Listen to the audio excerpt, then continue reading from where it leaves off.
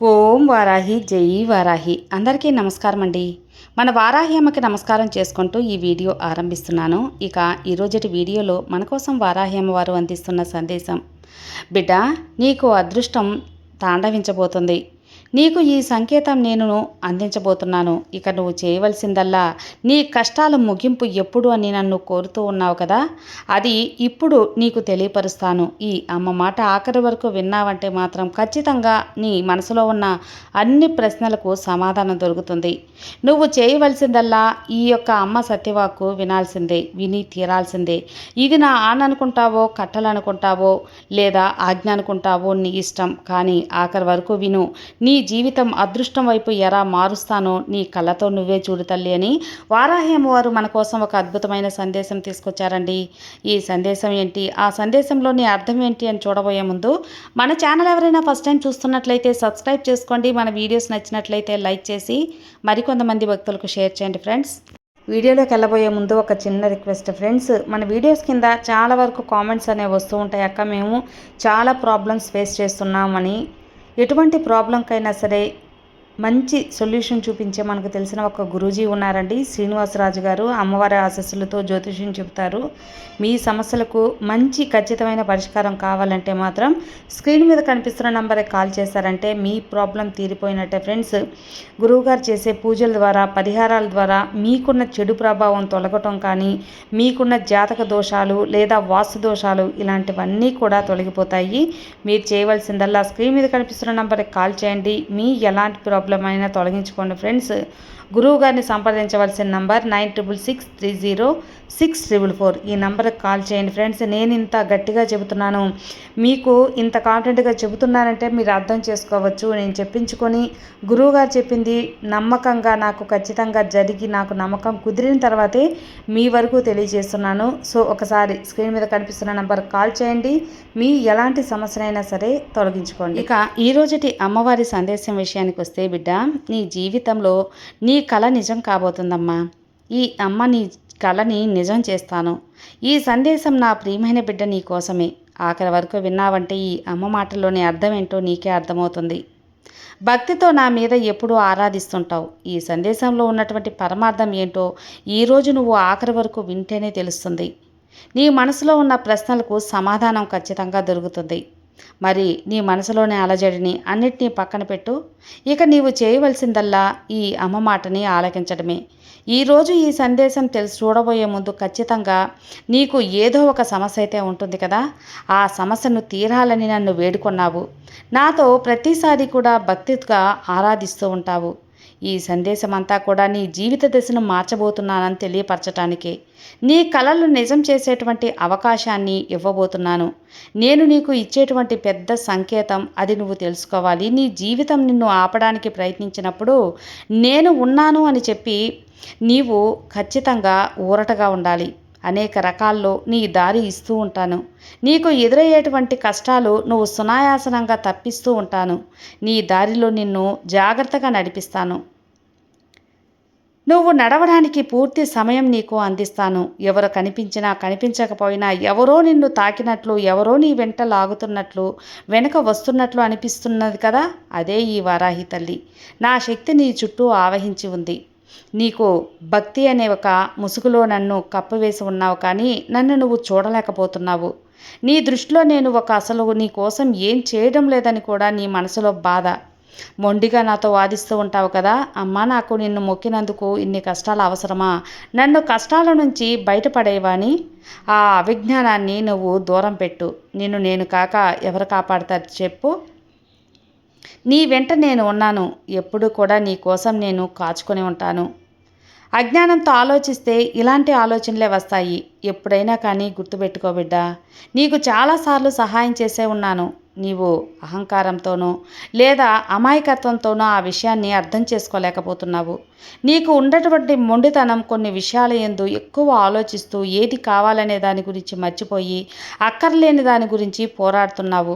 కాబట్టే నన్ను నువ్వు గమనించలేకపోతున్నావు. అలాగే అహంకారానికి గురి కావద్దమ్మా. ఎప్పుడు కూడా అహంకారం అనేది దూరం పెట్టు. ఏదైనా ఒక తెలియనటువంటి విషయాన్ని తెలిసినటువంటి వ్యక్తి సమాచార రూపంలో తెలిస్తే అది ఆలకించి విను. కొత్త విషయాన్ని తెలుసుకో. కానీ దురుసుగా ప్రవర్తించవద్దు. కోపం వచ్చినటువంటి అవకాశాన్ని చేతులారా చేయి చేసుకోవద్దు. జారవిడ్చుకోకు. నువ్వు చాలాసార్లు నీకు వచ్చినటువంటి అవకాశాలను వదులుకున్నావు బిడ్డ. ఇప్పుడైనా వచ్చినటువంటి అవకాశాన్ని వదులుకోకు, సద్వినియోగపరచుకో. ఏదైనా చిన్న అవకాశం ఉన్నా రేపటి రోజున నిన్ను జాగ్రత్తగా ఒక మంచి లక్ష్యంపై నిలబెట్టుతుంది. ఆ విషయాన్ని మాత్రం మర్చిపోకు. కాబట్టి ఎన్నో రాత్రులు ఒక చిన్న అవకాశం వస్తే బావుణ్ణు అని చెప్పి ఎదురు చూస్తావు. ఇప్పుడు నీకోసం వచ్చిన కొన్ని అవకాశాలని అహంకారంతో దురుసుగా వదులుకుంటున్నావు. అది చాలా తప్పు కదా. అలా చేయవద్దు. నీకు అన్ని రకాల సహాయాన్ని అందిస్తున్నప్పుడు నా సహాయాన్ని నేను అందించకుండా ఉంటానా? అది నువ్వు గుర్తించలేకపోతున్నావు. ఇప్పుడు ఉన్నటువంటి లోకం తీరు అలాగే ఉందలే. ప్రతి మనిషి కూడా అలాగే ఉన్నారు. చేసినంతసేపు చేసి ఏదైతే చేయలేదో అదే గుర్తుంచుకుంటారు. కానీ ఈ అమ్మ సలహా ఒక్కటే. నీ భక్తి ఉంది, అలాగే నువ్వు మంచి పనులు చేస్తున్నావు, మంచి సద్బుద్ధితోనూ ఉన్నావు. కానీ అహంకారం అనే ఒక విషయాన్ని వదిలిపెట్టు. అప్పుడే నీ కలలు సాకారమవుతాయి. అలా కాకుండా నాకేంటి అని విర్రవీగితే కాలం ఊరుకోదు తల్లి. విర్రవీగిన వెంటనే వచ్చి కాలం నీకు బుద్ధి చెబుతుంది. కాబట్టే కొన్ని విషయాలలో ఏదైతే ఆలోచిస్తావో అంతవరకే ప్రకృతి ఇచ్చిందాంతో, భగవంతుడు ఇచ్చిందాంతో తృప్తి పడాలి. ఎప్పుడైనా కానీ నాకు అన్నీ తెలుసు అనే ఒక అహం అనేది అవసరం లేదు. నాకేమి అనే ఒక అహం అనేది కూడా పనికిరాదు. భగవంతుడు ఇచ్చింది కృపతో ఆయనకి కృతజ్ఞతలు చెప్పుకో. ప్రతిదానికి దైవం మీద భారం వేసి వచ్చిన అవకాశాలను సద్వినియోగపరచుకో. తప్పకుండా నువ్వు విజయం సాధిస్తావు. నీ జీవితం మంచిగా కూడా ఉంటుంది. నిన్ను నేను ఎన్నో రకాలుగా సరిదిద్దుతూ ఉన్నాను, నడిపిస్తూ ఉన్నాను.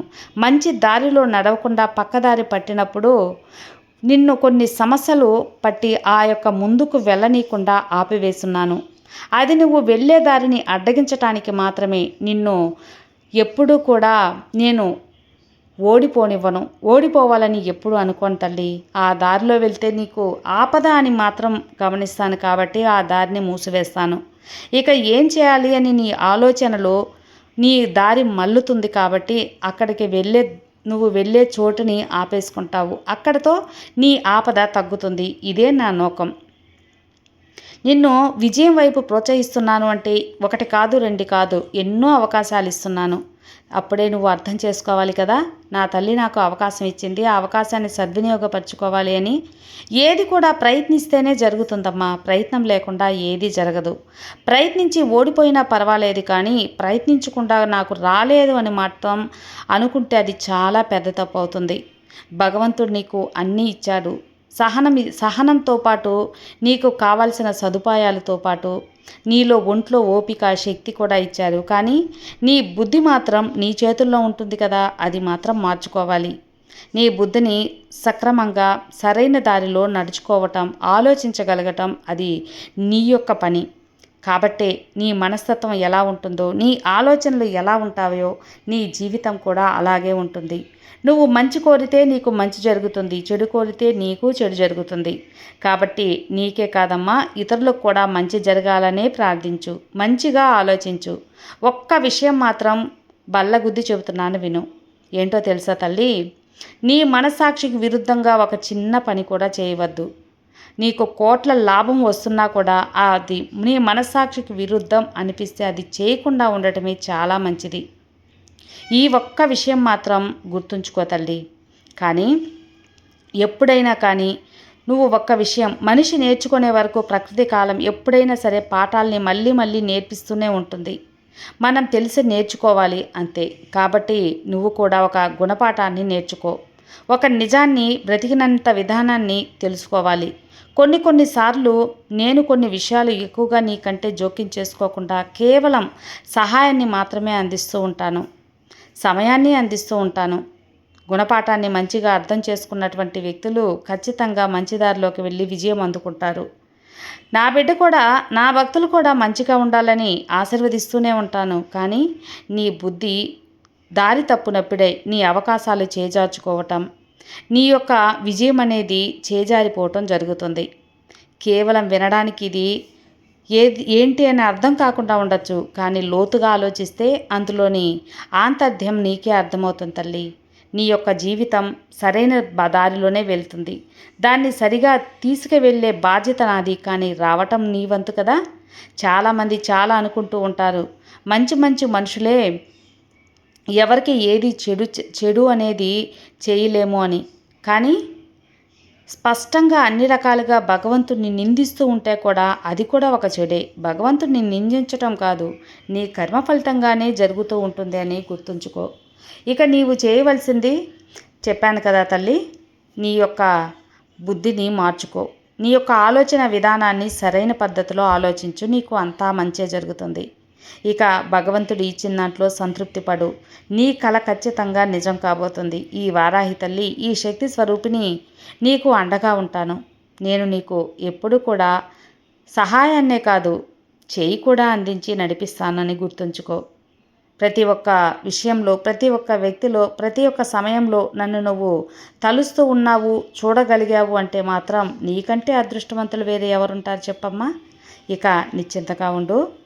నా వాకు విన్నావు కదా, మనసులో పాతుకున్నది కదా. ఇక నిర్భయంగా నిశ్చింతగా నిద్రించు, నీకు అంతా మంచే జరుగుతుంది. విజయం నీ చేతిలో ఉంటుంది. సర్వే జనా సుఖినో భవంతు. జై వారాహి.